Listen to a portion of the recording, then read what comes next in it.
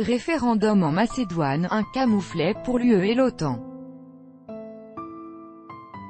Fabien Bezenca. Pouvoir et opposition revendiquent la victoire au lendemain du référendum sur le changement de nom de la Macédoine, étape cruciale vers une possible adhésion à l'Union européenne et à l'OTAN.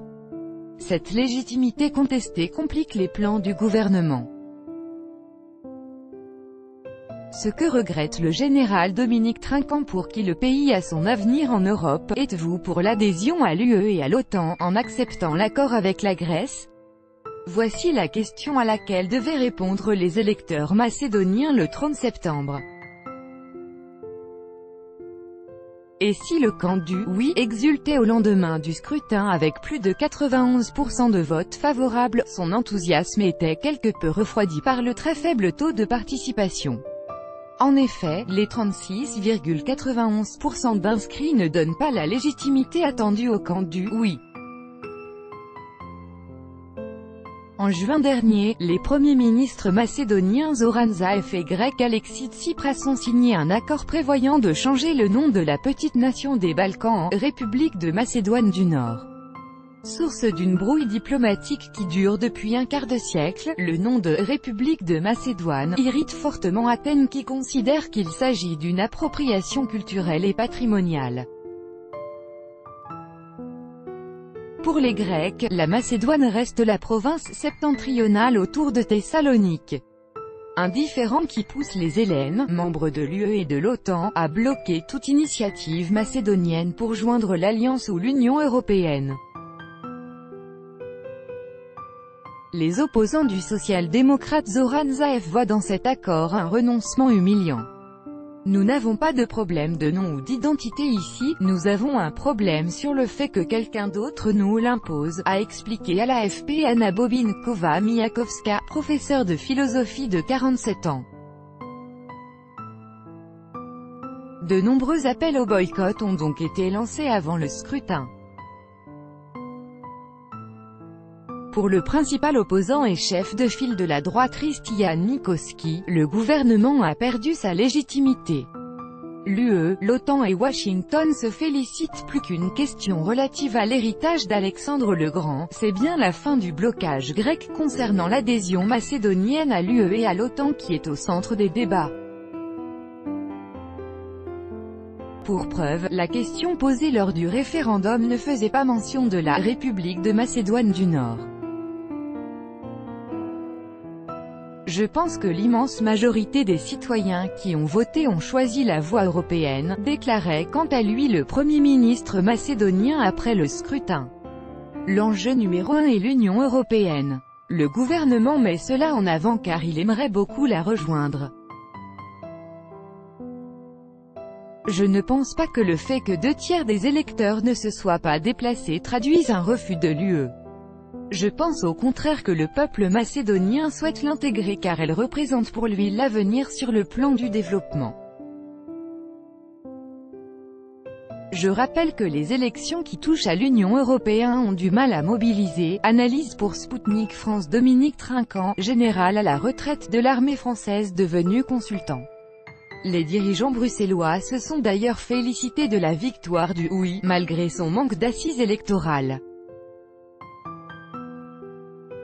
Federica Mogherini, chef de la diplomatie de l'UE, et son collègue Johannes Hahn, commissaire en charge de l'élargissement, se sont fendus d'un communiqué commun. C'est une chance historique, non seulement pour la réconciliation dans la région, mais aussi pour faire avancer de manière décisive le pays sur la voie de son adhésion à l'UE.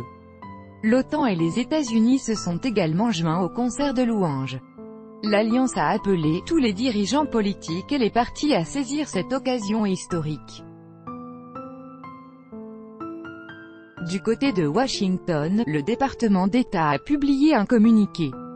Les États-Unis encouragent le pays à s'élever au-dessus des divisions partisanes et saisir cette occasion historique d'assurer au pays un avenir plus radieux en tant que membre à part entière des institutions occidentales. J'aimerais une bonne fois pour toutes qu'on arrête de parler de l'OTAN quand le vrai sujet est l'Union européenne. Que les Américains ramènent à eux le fait que les Macédoniens veuillent devenir européens, c'est leur problème. Ce qui me paraît le plus important au sujet de la Macédoine aujourd'hui, ce n'est pas de rejoindre l'OTAN. Qu'est-ce que la Macédoine va apporter à l'OTAN comme force? Par contre, la participation de la Macédoine à l'Union européenne contribuerait à une certaine cohésion à la fois des territoires et des peuples européens. Ça c'est important. Pour l'OTAN, cela ne présente aucun intérêt, explique pour sa part Dominique Trinquant. Ce dernier, qui a participé aux opérations militaires françaises lors des guerres d'ex-Yougoslavie, s'inquiète d'un possible regain de tension dans la région. Pendant que le gouvernement macédonien lorgne vers Washington et Bruxelles, le leader d'un autre pays des Balkans penche plus à l'est. Alors qu'il répondait récemment aux questions des journalistes lors d'une conférence de presse, le président serbe Aleksandar Vučić a dit vouloir demander l'avis et le soutien de Vladimir Poutine concernant les récents regains de tension au Kosovo. La Russie et les États-Unis jouent aujourd'hui à se faire peur. Les schémas qui se sont effondrés dans les années 90 sont simplistes et permettent de dresser un camp contre l'autre. Aujourd'hui, le monde dans lequel nous vivons n'est plus celui-là. Et il ne faut surtout pas y revenir, cette espèce de radicalisation qui se produit entre l'OTAN et l'ex-pacte de Varsovie qui, aujourd'hui, n'est plus représenté que par la Russie, m'insupporte. On revient à des schémas que l'on a voulu fuir, et les fautes sont partagées, je ne dis que c'est la faute uniquement de la Russie. Il y a aussi les Européens, qui n'ont pas su ouvrir les bras au moment où il le fallait et les Américains, qui veulent radicaliser leur position. Il faut dépasser tout cela. Je suis un militaire mais je suis diplomate. Concernant l'accord gréco-macédonien, c'est au Parlement de Skopje que se jouera le prochain acte. En comptant ses alliés des partis de la minorité albanaise qui représentent 20 à 25% des 2,1 millions d'habitants du pays, Zoran Zaev n'a toujours pas la majorité des 2/3 requises. Il lui manque 11 élus de l'opposition, même divisée, il est peu crédible qu'elle lui donne satisfaction. Le 1er octobre, la ministre de la Défense Radmila Shekerinska a annoncé que son gouvernement se donnait une semaine pour convaincre les 11 députés manquants. En cas d'échec, des élections parlementaires anticipées seront organisées. Pour le commentateur politique Ako Abranov, cité par l'AFP, c'est bien le chemin que l'on prend. Zaev ne va pas réussir au Parlement et nous aurons bientôt des élections.